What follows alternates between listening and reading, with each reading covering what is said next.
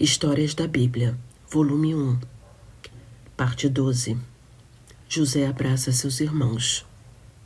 Acabando de se apresentar e de falar aos irmãos para virem morar no Egito, José se atirou emocionado sobre Benjamim e o abraçou chorando. E também dos olhos de Benjamim corriam grossas lágrimas enquanto apoiava a cabeça no peito de José. Mas os outros ainda estavam temerosos. Que José fizesse aquela cena toda com o caçula não era vantagem. Benjamim, afinal de contas, não participara de suas maldades. José, porém, não os deixou pensar assim durante muito tempo. Deixando Benjamim de lado, aproximou-se de cada um deles e também os abraçou, continuando a chorar. Só então todos se acalmaram. Em poucos minutos as lágrimas pararam de correr dos olhos de José e os dois irmãos começaram a conversar. Ele queria saber notícias detalhadas a respeito das coisas acontecidas durante aqueles anos em que estivera ausente. Como ia o pai? Quantos netos já tinha? E as famílias dos irmãos? Como iam suas mulheres? E os seus rebanhos? José presenteia os irmãos. A notícia do aparecimento dos irmãos de José no Egito chegou rapidamente ao palácio real. Tendo conhecimento dela, o faraó ficou satisfeito e mandou chamar José.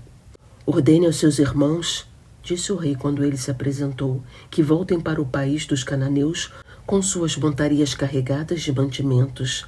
Tragam de lá seu pai e suas famílias, pois lhes darei as melhores terras do país. Assim poderão comer até se fartarem. José ficou muito contente com as propostas do faraó. Eram exatamente as mesmas que ele já fizera. Por isso, antes da partida de seus irmãos, entregou-lhes carros com mantimentos para comerem à vontade durante a viagem. A cada um deles deu também uma linda roupa de festa. Benjamim, porém, foi privilegiado. Ganhou uma sacolinha com 300 moedas de prata e 5 roupas de festa muito elegantes. José, além disso, não se esqueceu de seu pai. Mandou-lhe de presente 10 jumentos carregados com os melhores produtos do país e outros 10 com trigo, pão e mantimentos. Chegou então a hora da despedida. José sabia que seus irmãos nem sempre conseguiam controlar sua ambição e egoísmo. Vendo-o como governador no Egito, eram bem capazes de começarem a se desentender no caminho, pensando nas vantagens que cada um poderia tirar daquela situação privilegiada. Então, ao despedir-se, aconselhou-os: não briguem durante a viagem. Jacó recebe notícias de José. Depois de alguns dias de caminhada, os irmãos de José chegaram à casa de Jacó, no país dos cananeus. Estavam alegres e logo que viram o pai anunciaram: José ainda está vivo. Acabaram-se nossas dificuldades. Agora ele manda em todo o Egito. Mas Jacó não queria acreditar. Era impossível, pensava ele. Tinham-lhe trazido, anos atrás, a túnica do filho rasgada e manchada de sangue. Portanto, era evidente que ele fora devorado por uma fera. Enquanto Jacó permanecia nesses pensamentos, seus filhos esperavam dele uma demonstração de alegria. Todos, menos Benjamim, tinham alguma ideia do que provavelmente acontecera a José. Ele fora vendido a uma pessoa importante no Egito e o faraó acabara por tomar conhecimento de sua capacidade de interpretar sonhos. Deste modo, calculavam seus irmãos mais velhos, José conseguira chegar a governador do país. Mas eles não iam contar isso ao pai. Seria muito embaraçoso revelar sua maldade. Sem saber de nada, Jacó continuava a matutar. Como José poderia ser o homem que mandava no Egito, se acusar a seus irmãos de espiões, prender a Simeão e exigir a presença de Benjamim? Não era possível, estavam mentindo para ele. Notando que Jacó não acreditava em suas palavras, seus filhos o levaram até a rua e mostraram tudo o que tinham trazido do Egito, carros e jumentos carregados. Depois contaram-lhe que José mandara chamá-lo, prometendo dar-lhe as melhores terras do país. Não podendo mais duvidar, como antes, Jacó exclamou: que bom, verei José antes de morrer. A viagem de Jacó. Em pouco tempo, tudo estava preparado para a partida rumo ao Egito. Bagagem empacotada e rebanhos reunidos. Jacó não cabia em si de contente quando começaram a viagem. Mas estava preocupado. E as promessas de Deus, em que ficavam? Ele não tinha largado a casa do sogro, provocado até uma briga perigosa, para voltar ao país dos cananeus, prometido a seu avô e seu pai? Quando jovem, fora obrigado a deixar aquela terra, fugindo de Esaú, mas Deus prometera conduzi-lo de volta. De fato, ele retornara. Mas agora, porém, era de novo forçado a abandoná-la. Com José no Egito e uma miséria enorme em Canaã, não tinha sentido ficar. Talvez a alegria de poder ver o filho, havia tanto tempo desaparecido, estivesse pesando na sua decisão de viajar. O mais certo não seria ele ficar na terra prometida a seus pais e pedir a José para vir encontrá-lo? Onde estava a vontade de Deus? Essas preocupações aumentavam cada vez mais à medida que Jacó se aproximava das fronteiras de Canaã. E já eram insuportáveis quando ele e seus filhos chegaram a Beersheba, no interior do sul do país dos cananeus. Então Jacó achou melhor oferecer um sacrifício a Deus. Talvez, pensava ele, Deus daria uma resposta a seus terríveis problemas. E assim aconteceu. Jacó imolou animais e na noite seguinte teve uma visão. Um ser misterioso lhe apareceu dizendo: Jacó, eu sou o Deus de seu pai Isaque. Não tenha medo de ir para o Egito. Lá farei de seus descendentes uma grande nação. É verdade que você não morrerá na terra prometida a seu avô Abraão, mas terá a alegria de ver José antes de fechar os olhos para sempre. Acalmado pela visão, no dia seguinte, Jacó chamou seus filhos e ordenou: partamos imediatamente para o Egito e caminhemos depressa. Judá deverá ir à frente a fim de anunciar nossa chegada a José. Todos obedeceram e se puseram em marcha. Jacó, as mulheres e as crianças iam nos carros.